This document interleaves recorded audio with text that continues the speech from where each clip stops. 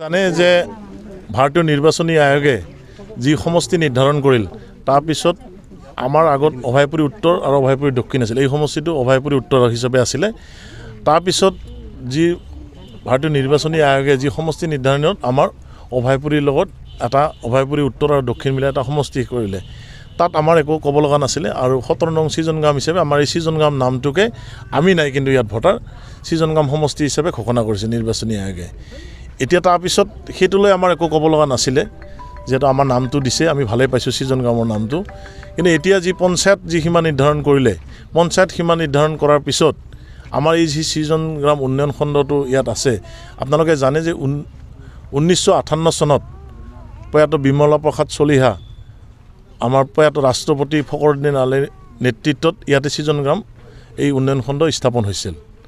তাৰপিছত এতিয়া যি পঞ্চায়ত যি সীমা নিৰ্ধাৰণৰ পিছত যিটো মানে ড্ৰাফ্ট নটিফিকেশ্যন যিটো ওলাইছে, আমাৰ এইখন এখন সিজনগাম উন্নয়ন খণ্ড 23খন পঞ্চায়তেৰে গঠিত এটা সিজনগাম উন্নয়ন খণ্ড আছিল। 1993 চনত তাপাত্তাৰী উন্নয়ন খণ্ড হিচাপে ইয়াৰ পৰা কিছু পঞ্চায়ত কাটি তাপাত্তাৰী উন্নয়ন খণ্ড বনিছিল।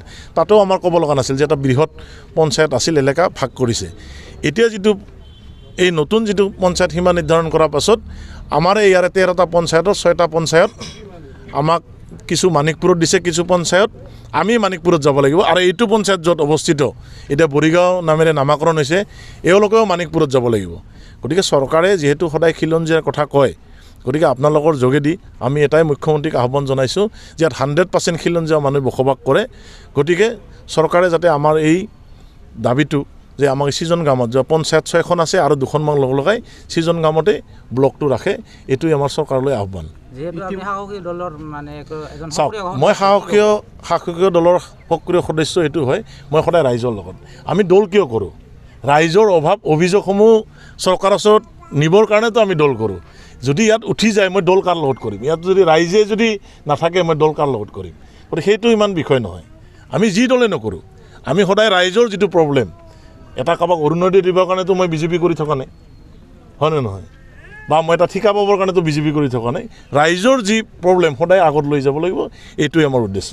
অভিভাৱক মন্ত্ৰীক ইতিমধ্যে অভিভাৱক মন্ত্ৰীয়ে গুৰুত্ব দিছে। আমি তাৰপিছত অভিভাৱক মন্ত্ৰী আমাৰ উপায়ুক্ত মহোদয়লৈ লিখি দিছিল, কিন্তু উপায়ুক্ত মহোদয় খুব মানে বস্তুটো গুৰুত্ব সহকাৰে লোৱা নাই।